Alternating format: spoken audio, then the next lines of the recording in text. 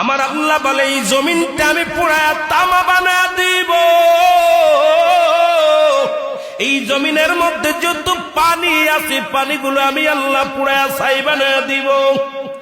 যেদিন কিচ্ছু বলতে কিচ্ছু থাকবে না, সেদিন থাকবে শুধু আমার আল্লাহ।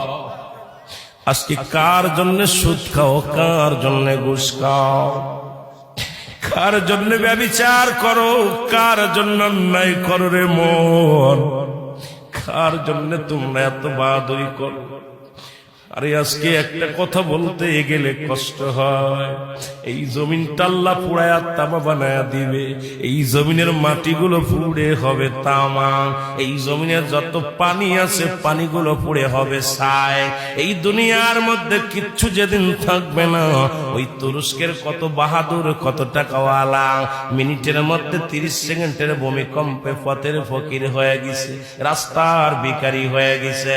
আজকে তুমি দুনিয়ার মধ্যে কতই না মস্তানি করলা, এই দুনিয়ার কিচ্ছু নিয়ে যেতে পারবা না।